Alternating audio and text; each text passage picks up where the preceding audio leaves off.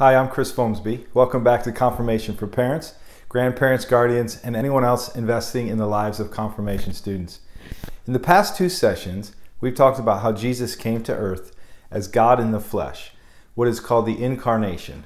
Jesus came to restore the relationship between God and humans, and through Jesus we have access to God's grace, love, and forgiveness.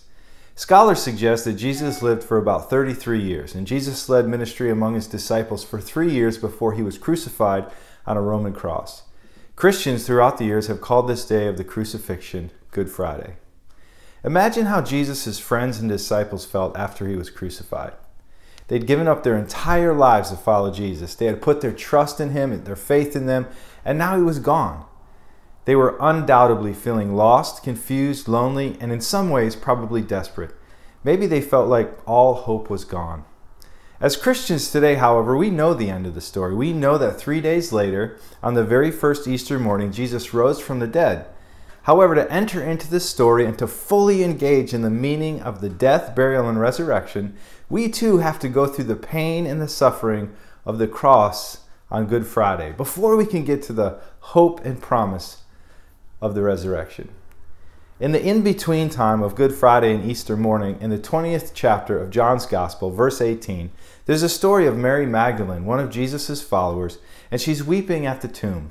She was so distraught by her grief that she doesn't even recognize the risen Jesus until he says her name, Mary, Mary. But once she sees the resurrection Jesus, everything changed for her. She boldly proclaims to all of Jesus' disciples that I have seen the Lord. That's the same with our own lives. In this world, in this in-between space, if you will, we all face pain and suffering. We'll all encounter sickness and all encounter disease. We'll lose loved ones. We'll feel hopeless and desperate at times. However, through the promise of Jesus, the resurrection, we know that the worst thing is never the last thing because Jesus rose from the dead. And because of this, we believe that the death is not the end. Life is the ongoing eternal existence for Christians. This is the main point of today's confirmation lesson. And like Mary, we encounter the risen resurrection Jesus. Our lives will be changed too. We can live as people of hope, even when we face pain and suffering in this life. Perhaps you're feeling like those first disciples. Lost, confused, overwhelmed, lonely, desperate. I think every parent probably feels that way at some point. I know I do. Take hope. Take hope in the promise of the resurrection of Christ. That Jesus knows your name, is calling out your name like he did to Mary in the garden of his tomb when he simply said, Mary.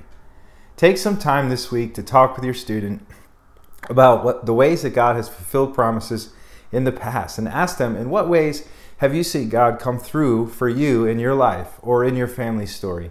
And be willing to share with them the same thing that you're asking of them. When we reflect on how God has kept his promises in the past, we can have hope that God will keep his promises in the future. Remember, remember the worst thing is not the last thing.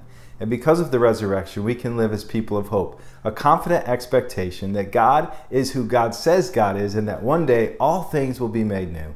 Have a great week.